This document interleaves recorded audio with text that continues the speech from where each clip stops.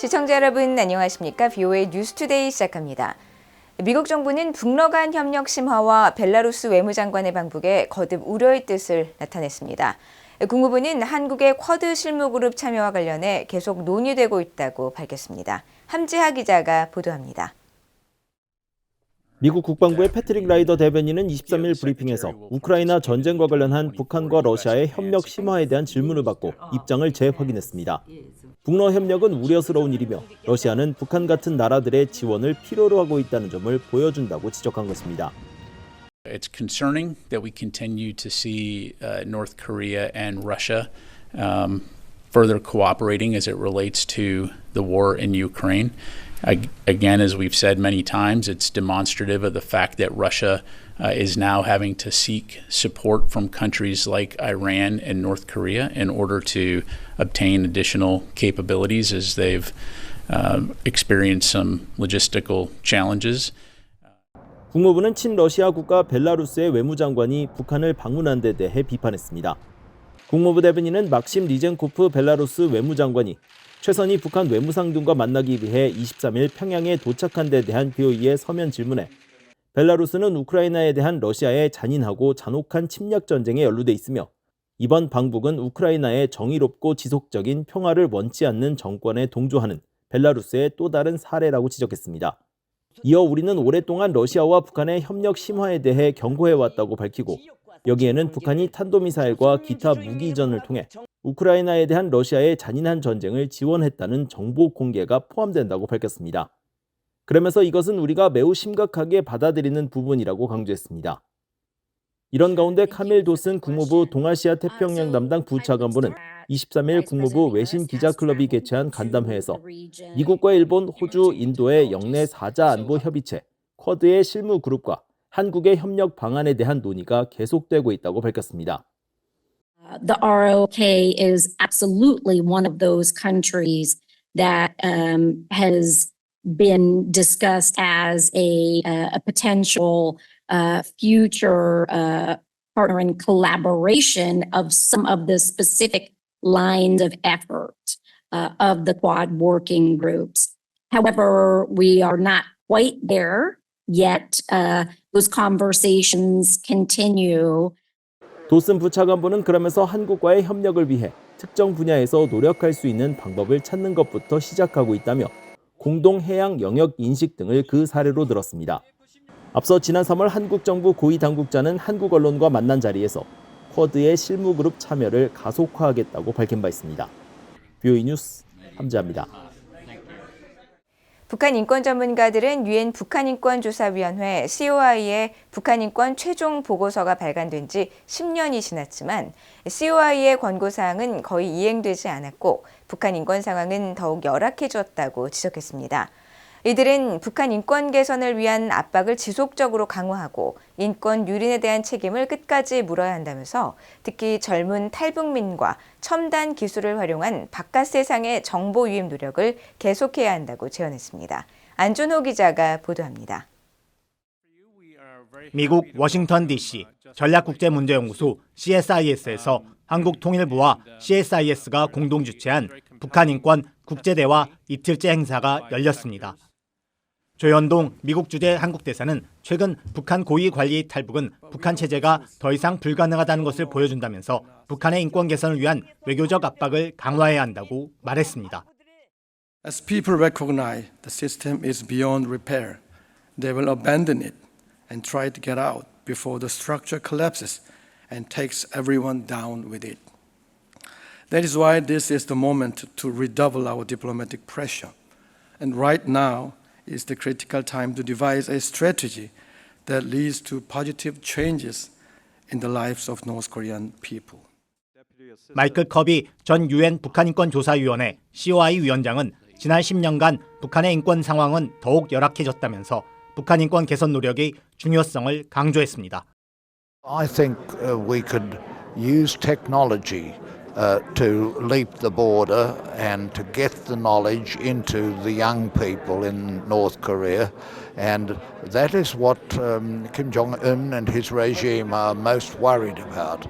The young people and their minds being changed by knowledge and by truth.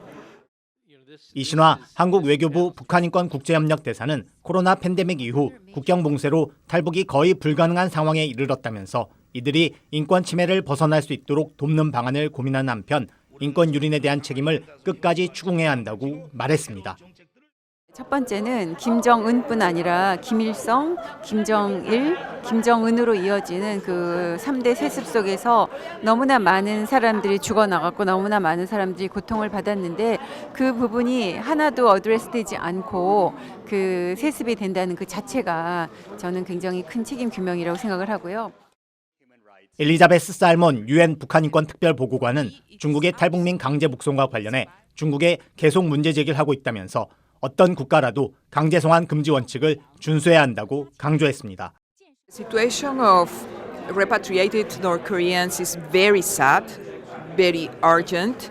I think that every state needs to understand that there are some basic rules concerning human rights, and one of those rules is the non-refoulement principle. So you cannot send people where there are reasonable grounds to believe that they will suffer torture or other treatment. BOA 뉴스 안준호입니다. 미국의 커트 캠벨 국무부 부장관과 한국의 김영호 통일부 장관이 만나 북러 군사협력 등 한반도 문제와 북한 인권 유린 문제 개선을 위한 협력 방안 등을 논의했다고 미국 국무부가 밝혔습니다. 국무부는 22일 보도자료를 통해 양측은 이날 북한의 공격을 억제하고 북러 간 협력 심화가 국제 평화와 글로벌 비확산 체제에 미치는 불안정한 영향 해결의 중요성을 강조했다고 밝혔습니다. 이어 북한의 인권 유린에 대한 책임 규명을 촉진하고 북한 주민들의 정보에 대한 자유로운 접근을 지원하기 위한 미한 간 협력 공약을 재확인했다고 설명했습니다. 또 캠벨 부장관은 재미 이산가족과 한국인 억류자, 납북자, 미송환 국군포로, 이산가족 상봉, 북한 주민의 복지, 한반도의 항구적 평화에 대한 미국의 지지를 거듭 강조했다고 밝혔습니다. 한국통일부도 이날 김 장관이 캠벨 미국 국무부 부장관을 만나 최근 한반도 정세와 대북 통일 정책에 대한 의견을 나누고 북한 인권 증진 및 납북자, 억류자, 국군 포로 문제 해결을 위한 한미 간 협력과 국제 공조 방안에 대해 중점적으로 논의하는 시간을 가졌다고 밝혔습니다. 한국의 탈북 청소년들로 구성된 챌린저스 야구단이 야구의 본고장인 미국을 찾아 연방 하원 의원 등을 면담했습니다. 한국계 미셸 스틸 공화당 소속 하원 의원은 23일 BOA에 이날 오후 야구단을 하원 회의실에서 만났으며 북한에서 탈출한 용감한 애국자들과 자유를 향한 여정과 인권의 중요성에 대해 훌륭한 대화를 나눴다고 밝혔습니다. 스틸 의원은 이어 부모님이 북한의 잔혹함을 피해 탈북한 자랑스러운 한국계 미국인으로서 자신은 옳은 일을 옹호하고 더 나은 삶을 추구하는 그들의 용기에 큰 존경을 표한다고 밝히고 자신은 항상 미국과 한국의 훌륭한 파트너십을 강화하는 데 목소리를 크게 내고 북한의 중대한 인권 침해에 대한 책임을 묻도록 계속 압박할 것이라고 강조했습니다.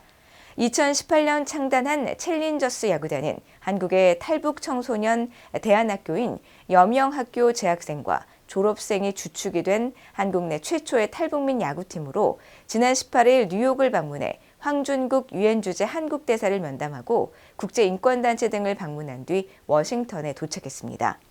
사단법인 새 한반도 야구회의 강고은 미주 이사는 야구단이 전날 미국 메이저리그 투수 출신 체드 코데로 코치의 강습을 받았으며 줄리 터너 국무부 북한인권 특사가 직접 방문해 탈북 청소년들을 격려했다고 전했습니다. 앞서 한국의 윤석열 대통령은 지난 14일 제1회 북한 이탈 주민의 날을 맞아 이들의 미국 방문 출정식에 직접 참석해 격려했습니다. 2026년 열리는 11차 핵확산 금지 조약 NPT 평가회의를 위한 준비위원회에서 북한에 대한 각국의 비판이 잇따랐습니다. 참가국들은 특히 북한의 완전한 비핵화를 촉구하면서 북한의 지속적인 불법 무기 개발과 러시아와의 군사 협력을 규탄했습니다. 김시영 기자가 보도합니다. 스위스 제네바에서 22일 개막한 2026년 핵확산 금지 조약 NPT 11차 평가회의 제2차 준비위원회에서 미국의 애덤 샤인먼 핵 비확산 담당 특별대표는 북한의 불법적인 핵무기와 탄도미사일 프로그램을 지적하며 규탄했습니다. The DPRK is accelerating its unlawful nuclear programs in violation of multiple UN Security Council resolutions. We hope states parties will join us in condemning its reckless and destabilizing behavior. 유럽연합의 스테판 클레멘트 비확산 군축 특사는 북한에 대해 완전한 비핵화와 즉각적인 유엔 안보리 결의 의무 등 국제법을 준수할 것을 거듭 촉구했습니다. 이어 북한은 핵 확산 금지 조약에 따라 핵무기 보유국 지위나 관련한 그 어떤 특별한 지위도 가질 수 없으며 앞으로도 그럴 것이라고 강조했습니다. 이어 북러 간 군사협력에 대한 EU의 입장도 재확인했습니다. We strongly condemn arms transfers and military cooperation between the DPRK and Russia in violation of UN Security Council resolutions.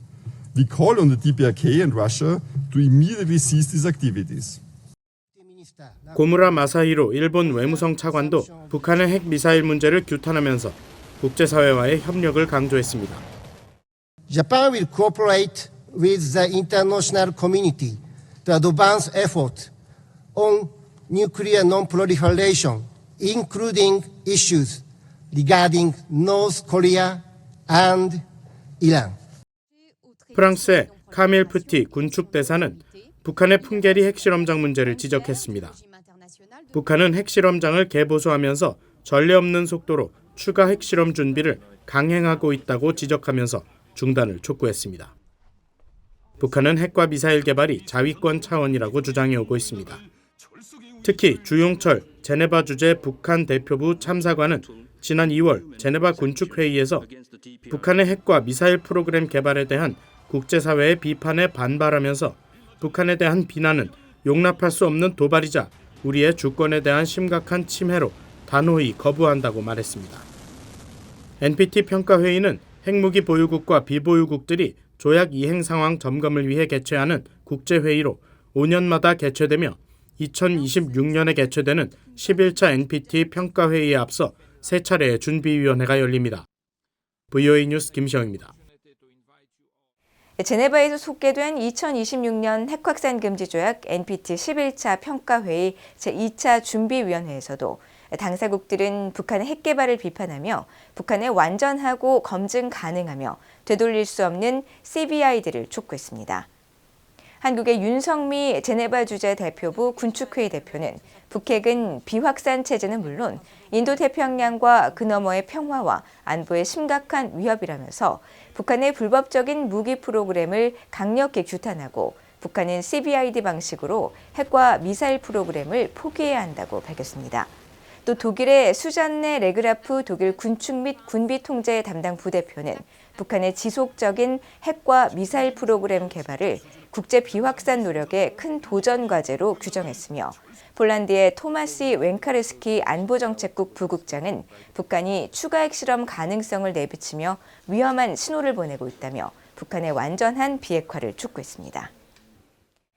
지난해 10월 7일 이스라엘에 대한 하마스의 공격으로 사망하거나 다친 미국인과 유족 등이 북한을 상대로 10억 달러에 달하는 손해배상 소송을 제기했습니다.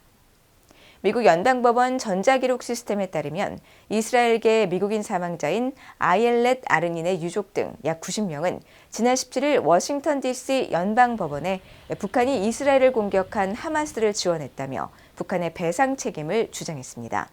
이들 소송인단은 북한이 지난해 10월 7일 사건을 포함한 하마스의 테러 공격에 물질적 지원과 재원, 자금, 지시, 독려, 안전한 피난처, 테러 활동에 대한 훈련 등을 제공했고 이 과정에서 많은 사람들이 살해당했다고 주장했습니다.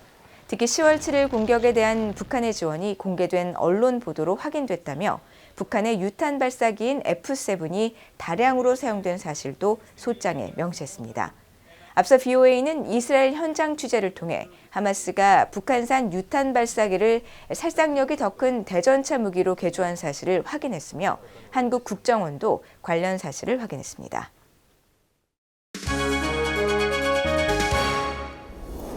국제뉴스입니다. 킴벌리 치틀 미국 비밀경호국 국장이 23일 전격 사퇴했습니다. 치틀 국장은 직원들에게 보낸 이메일 서한을 통해 모든 책임을 지며 최근 사건에 따라 무거운 마음으로 국장직을 내려놓는다고 밝혔다고 AP통신과 워싱턴 포스트 등이 보도했습니다. 치틀 국장은 전날 하원 감독위원회 청문회에 출석해 도널드 트럼프 전 대통령 암살 시도 사건에 관해 작전 실패였다며 책임을 인정하면서 이번 사건은 지난 수십 년 동안 가장 중대한 작전 실패였으며 어떤 과실도 자신이 전적으로 책임을 진다고 말했습니다. 이날 청문회에서는 공화당 12명, 민주당 2명 등 의원 15명이 치틀 국장의 사퇴나 해임을 촉구했으며 치틀 국장은 현재로서는 자신이 비밀경호국을 이끌 적임자라고 생각하며 같은 사건이 다시는 일어나지 않도록 백방으로 노력하겠다고 밝혔습니다. 하지만 치틀 국장은 총격범이 어떻게 총을 가지고 건물 옥상에 올라갈 수 있었는지, 또 유세 전 언제 그 장소를 마지막으로 점검했는지 등을 추궁하는 의원들의 질문에 수사 중인 사안이라며 답을 하지 않았고, 청문회 직후 여야 의원들은 공동 서한을 통해 치틀 국장의 사임을 촉구했습니다. 한편 조 바이든 대통령은 23일 성명을 통해 치틀 국장은 비밀경호국 근무 동안 미국을 보호하기 위해 사심없이 헌신하고 그녀의 생명을 걸었다면서 감사의 뜻을 표하고 이어 조만간 새 국장을 지명하겠다고 밝혔습니다. 미국 국방부가 북극 지역에서 최근 강화되고 있는 러시아와 중국의 협력에 대해 경고했습니다. 국방부는 22일 발표한 2024 북극 전략 보고서에서 러시아와 중국이 북극에서 다양한 협력을 진행 중이며 양국 간 상당한 의견 불일치의 영역이 있음에도 이 같은 협력 증대는 우려된다고 밝혔습니다. 보고서는 또 러시아가 옛 소련 시절 운영했던 북극 소재 군사시설 수백 곳의 재가동을 시작했고, 중국도 북극을 통한 무역로 개척과 지구 온난화로 빙하가 사라지면서 북극 해저 광물 자원 등에 관심을 보이고 있다고 전했습니다. 특히 북극권 국가로 분류되지 않는 중국이 북극의 변화하는 역동성을 활용해 더 큰 영향력과 접근성을 추구하고 북극의 자원을 활용하며 영내 통치에 더 큰 역할을 할 방안을 모색하고 있다고 지적하고, 이어 중국군은 최근 러시아 해군과 알래스카 해안에서 연합훈련을 실시하는 등 북극권에서의 작전 능력을 입증했다고 밝혔습니다. 보고서는 그러면서 미군은 이에 따라 북극 지역에서 정보 수집과 동맹국과의 협력, 군사자산 배치 능력 등을 바탕으로 구축된 감시 대응 전략을 갖추고 있으며 이를 통해 양국의 협력을 계속 감시하고 있다고 강조했습니다. 현재 북극에는 미국 외 캐나다, 덴마크, 핀란드, 아이슬란드, 노르웨이, 스웨덴, 러시아 등 상업과 안보 이익을 갖고 있는 8개국이 진출해 있다고 국방부는 밝혔습니다. 팔레스타인 무장정파 하마스가 억류 중인 인질 석방을 위한 합의가 가까워지고 있다고 베냐민 네타냐후 이스라엘 총리가 밝혔습니다. 미국을 방문한 네타냐후 총리는 22일 워싱턴 DC에서 열린 인질들의 가족들과의 관담회에서 인질 협상을 위한 조건들이 의심의 여지 없이 진전되고 있으며 이것은 좋은 신호라고 말했습니다. 이와 관련해 로이터 통신은 지난 5월 휴전을 위한 포괄적 합의안을 제시한 조 바이든 대통령과 중재 역할을 해온 이집트와 카타르의 노력으로 휴전 협상 타결 노력이 지난 한 달간 탄력을 받아왔다고 전했습니다. 한편 네타냐후 총리는 24일 미국 의회 상하원 합동회의에서 연설할 예정이며 당초 23일 열릴 것으로 알려졌던 바이든 대통령과의 정상회담은 26일 열릴 예정이라고 로이터와 AFP 통신 등이 미국 관리를 인용해 보도했으며 현재 민주당 대선 후보가 유력해지고 있는 카멀라 해리스 부통령도 별도로 만날 것으로 알려졌습니다. 하마스와 파타를 비롯한 팔레스타인 14개의 정파가 23일 분열을 종식하고 통합정부를 구성하기로 합의했다고 중국 관영 언론들이 보도했습니다. 가자 지구를 통치하는 무장정파 하마스와 요르단강 서안 지구를 통치하는 파타 등 팔레스타인 정파들은 중국 정부의 중재로 지난 21일부터 23일까지 베이징에서 열린 회의 뒤 이 같은 내용의 선언문에 서명했다고 중국 관영 CCTV 방송이 전했습니다. 이와 관련해 후삼 바드란 하마스 고위 관리는 성명에서 베이징 선언의 핵심은 팔레스타인인들의 현안을 관리할 팔레스타인 통합정부 구성이라고 강조했습니다. 지금까지 국제뉴스였습니다. 이상으로 BOA 뉴스투데이를 모두 마칩니다. 시청해주신 여러분 고맙습니다.